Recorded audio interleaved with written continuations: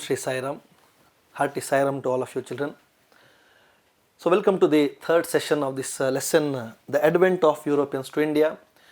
In the first two sessions we understood why the Europeans came to India, what was the purpose of their coming to India. Then in the second session we understood about the Anglo-French rivalry and the three Carnatic Wars, the role played by Dupleix and Robert Clive, and how the English became a predominant power in India. And we had given you a few assignments. So the capital of French in India is Pondicherry. The first Portuguese governor of India was Francis de Almeida. Then we had given another question: discuss the reasons that resulted in the discovery of a new sea route to India. Why the Europeans had to find a new sea route? So that, as you already discussed, the trade and commerce between Asia and Europe were taking place through the city of Constantinople, that is Istanbul, modern a city in Turkey. 1453, Ottoman Turks captured the city of Constantinople. By this, as a result, all the trade routes connecting the city of Constantinople came under the control of Turks, and they started to levy too much of taxes on the goods passing through this land route. As a result, the European merchants felt that the trade was not profitable because the heavy taxes. Meanwhile, Spain and Portugal were attempting to break the monopoly of the Italian traders. At that point of time, Italians were the major trading power. They had the complete monopoly. Then they started encouraging the courageous sailors to find a new sea route to India, the European powers. The invention of compass, astrolabe, the equipments which showed the longitudes, then the compass which showed the direction, gunpowder, all these provided further encouragement in this venture. So now, coming to this third session, how the British became powerful in India. So who are the persons responsible for it? So here particularly comes here is Robert Clive. So he laid the foundation of British rule in India. He was a young, joined as a ordinary clerk in East India Company, but had played a very decisive role in establishing the foundation of British rule in India. He played a very decisive role in the Carnatic Wars, as already we have discussed in the previous session. Then in the Battle of PLASSEY 1757, he gained control over the Nawab of Bengal. There was an allegation against him that he was amassing a lot of money. So he amassed a lot of money for himself and also for the company. So he became the member of the British Parliament. Then due to corruption charges, he was recalled back to Britain. But in his absence, the company in India, East India Company, suffered severe losses. Again, Robert Clive was sent back to India to manage the affairs, Indian affairs. So though there were charges of corruption against him, he was again sent to India to save the company. So he was the person responsible for the Battle of Buxar, and he was successful in securing the Diwani rights of Bengal, Bihar and Odisha. So what is this Diwani right? Diwani means right to collect land revenue. So we will discuss in the coming slides.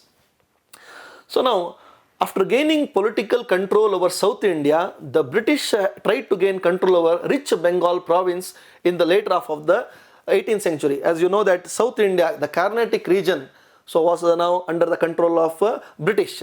Now slowly their eyes moved towards Bengal, which was a rich province, which was very fertile land.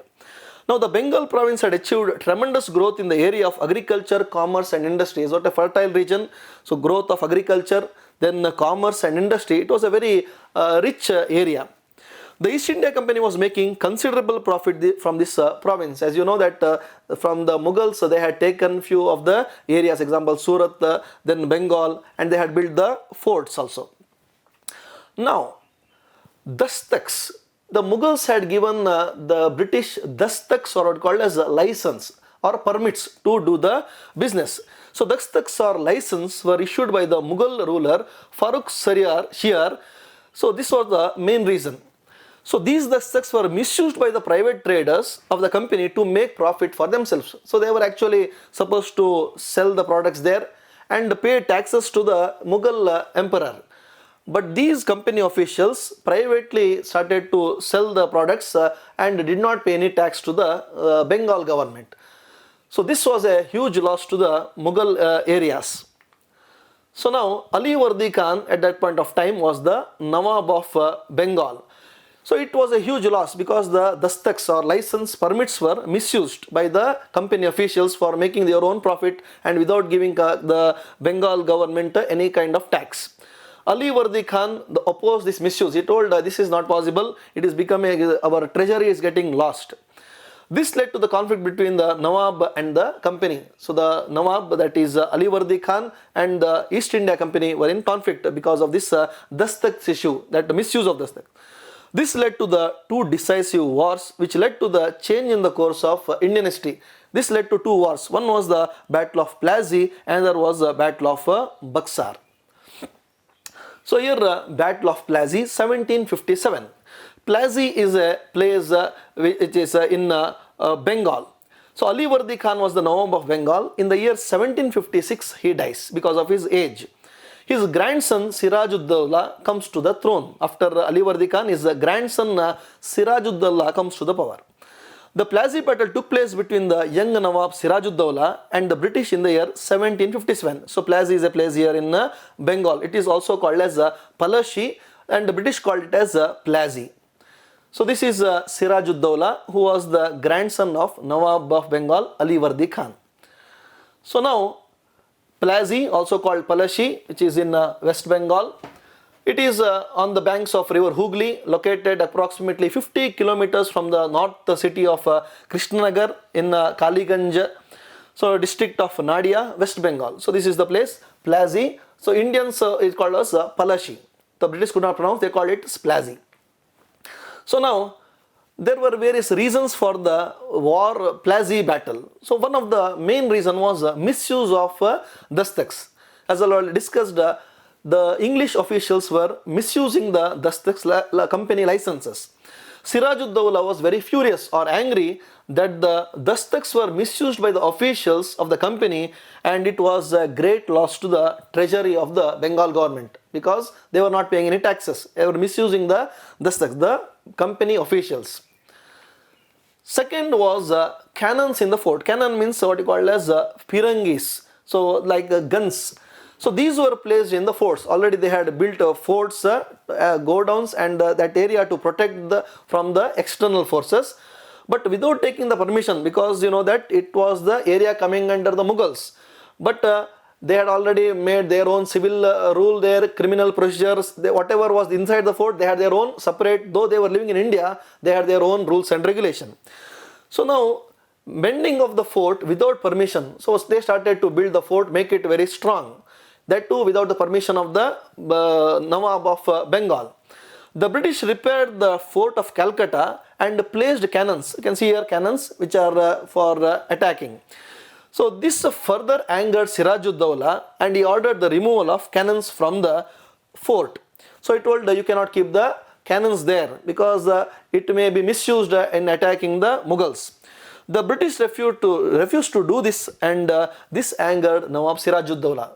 So first was the misuse of dastaks, second was repairing the fort and keeping the cannons or this guns in the fort.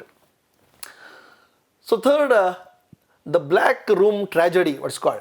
So Sirajuddaulah was very angry and he conquered the Fort William at Calcutta and imprisoned some of the British soldiers. He imprisoned nearly 146 Englishmen in a small room in the fort, and out of that 123 died of suffocation. It was a very small room where maybe hardly 20 people could sit there, and in that small room nearly 146 British people were thrown inside, and 123 died of suffocation. So this is called as the Black Room tragedy. You can see here a small room where no ventilation, they got suffocated and 123 died. This is called as the Black Room tragedy. This enraged or angered Robert Clive, the British general, and he arrived in Bengal with a large army to attack Sirajuddaulah. So now there was a lot of internal politics inside the kingdom of Sirajuddaulah. So what happened here? Robert Clive attracted many locals, like many rich locals. There were many rich merchants. A few were there, like example Manik Chand, Omi Chand, Jagat Se. These were the very rich people of that particular area.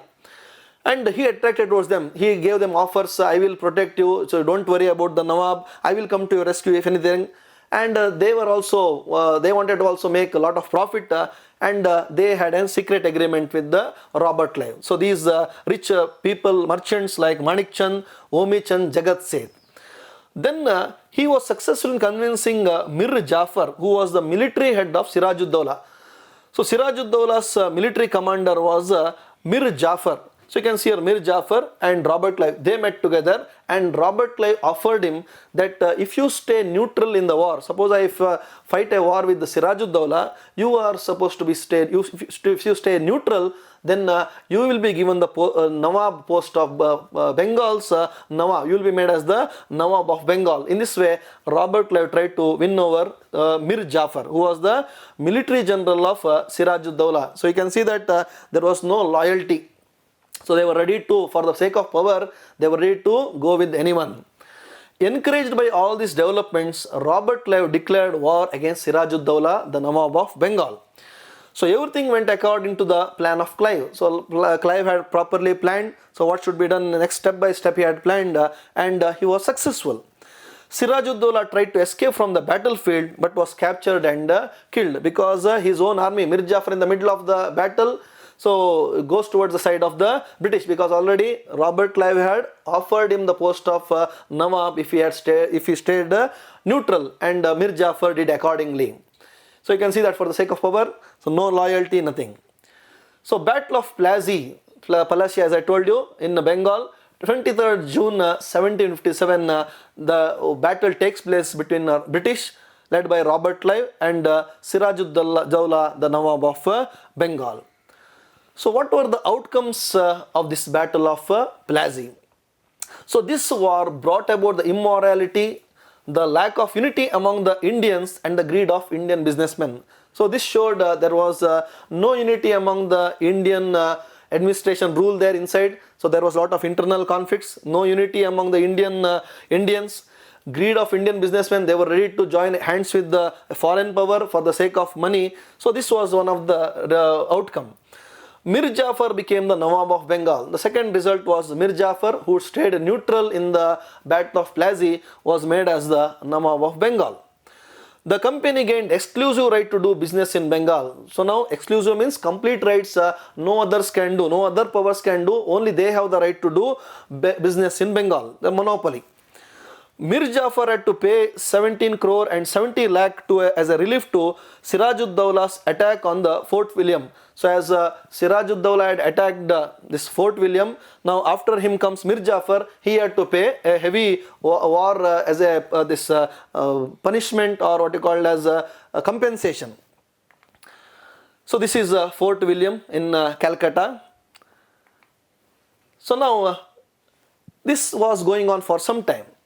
Mir Jafar became a continuous victim of the company employees. Now the company started to misuse, because he was now in a puppet in the hands of Robert Clive, this Mir Jafar. Even though the treasury went bankrupt, due to this greedy nature, the greediness of the company and its officials were never satisfied. Now Mir Jafar became a puppet in the hands of the British, and the businessmen who were there, they were looting all the money, misusing all things. Now slowly Mir Jafar started to oppose the British. No, I cannot administer in this way, because you are misusing, and it is a great loss for the company. So now the British projected Mir Jafar as an inefficient Nawab. So they told Nawab is inefficient, he is good for nothing, he is incapable, and remove him, and in his place his nephew Mir Qasim was made as the Nawab of Bengal. So here Mir Jafar, you can see here, first meeting Robert Clive, situations changed, he came to power, but he felt like he is a puppet in the hands of the British. He wanted to become independent, but Robert Clive already had planned. And Mir Qasim, his own nephew, was now made as the Nawab of Bengal, Mir Qasim. But Mir Qasim also was an ambitious person. He knew about the cunningness of the British, and after some time, he also went to war against the British. Now, he was supported by Indian merchants and artisans because now they felt the British are going too much. Mir Qasim entered into an agreement with the Mughal ruler Shah Alam III. That time Shah Alam II was the Mughal ruler, though they were, after Aurangzeb, as I told you, they were very weak. But Shah Alam II, the Mughal ruler, and Nawab of Awadh, Shuja ud Dawla. So these Awadh means is in Uttar Pradesh. So Shah Alam, the Mughal ruler, Shuja ud Dawla, Mir Qasim, these three people came together to fight against the British. The combined force of Mir Qasim, Shuja ud Dawla, that is the Nawab of Awadh, and the Mughal ruler Shah Alam tried to face the British army. It was led by Hector Munro at Buxar in 1764. 1764 at a place called Buxar in Bihar. So it is a Buxar, it is a place in Bihar. The battle takes place 1764. The combined forces of Mir Qasim, Shuja ud Dawla, the Nawab of Awadh, and Shah Alam, the Mughal ruler. But Mir Qasim got defeated in this battle of Buxar, and he ran away from the battlefield. Shah Alam II, the Mughal ruler, surrendered, and the efforts of the combined forces to stop the British forces failed completely. So they brought again Mir Jafar and dethroned Mir Qasim. As you know that, so all this became like puppets. Mir Jafar was again brought. Mir Qasim, who was the nephew of Mir Jafar, was thrown out of power, and Mir Jafar again comes to power. Then Battle of Buxar, 1764. Buxar is a place in Bihar. Now, what were the outcomes of this Battle of Buxar, or results? Shah Alam II, the Mughal emperor, accorded the Diwani rights over Bengal to the British. Diwani right means right of collection of land revenue. So land revenue collection. Now the British got the right to collect land revenue in this Bengal region. It was called as the Diwani rights. Shah Alam II gave away all the rights over Bengal to the British for an annual fee of rupees 26 lakhs. So the British had to pay 26 lakh, and remaining all the revenue was now collected by the British. Every year they had to pay 26 lakh rupees to Shah Alam, and the remaining the British could collect it. The Nawab of Awadh, that is Shuja ud Dawla, had to give away a fine of rupees 50 lakh for waging a war against the company. Shuja ud Dawla, who was the Nawab of Awadh, Uttar Pradesh, he, because joining hands with Mir Qasim, he had to pay a war indemnity of 50 lakh for waging a war against the East India Company. Then with the death of Mir Jafar, the company paid pension to his son and took over the entire administration of Bengal. So over a period of time, Mir Jafar died because of old age, and his son, but the British did not give any powers to his son. He was given a compensation, money was paid to him, and he was asked to keep silent, and the company, East India Company, took over all the power. So then the Buxar battle made the British as the real holders of power over Bihar, Bengal and Odisha provinces. So now the real power was in the hands of the British in this area of Bihar, Bengal and Odisha. Even Awadh remained under their control. Awadh in Uttar Pradesh also came under their control because Shuja ud Dawla was defeated. 1765, Robert Clive brought in dual government concept. What is this dual government? So according to this concept, the revenue collection will be in the hands of the British. Administration and justice will be in the hands of the local emperor. As per this concept, the British had the right to collect land taxes, that is the Diwani rights, whereas the Nawab had the power over administrative issues like justice and other issues. So the collection of land revenue remained with the British. Money was not going to the emperor, but he had to maintain justice and administration. Like this, the British gained political control over India to protect their business interest. In this way, playing one ruler against another, making use of this disunity among the Indians, they were able to gain power. As you can see that these were the results, outcomes of the Battle of Buxar. Then when Mir Jafar opposed the interference of the British, he was projected as inefficient, and his nephew Mir Qasim was made the Nawab. When Mir Qasim opposed the interference of British, he was removed and was replaced again by Mir Jafar. You can see that Mir Jafar was acting like a puppet in the hands of the British. So finally, British gained complete control over the Carnatic region and Bengal, and were able to have supremacy over the major part of India. So we have come to end of this chapter, first chapter. So we have one of the assignments, state the reason for the PLASSEY war. So the reasons for PLASSEY war: misuse of dastaks. So the Nawab Sirajuddaulah was furious that the dastaks or license were misused by the company officials for their own profit. It was a loss to the treasury. This was one of the reasons. Second reason was mending of the fort without the permission of the British.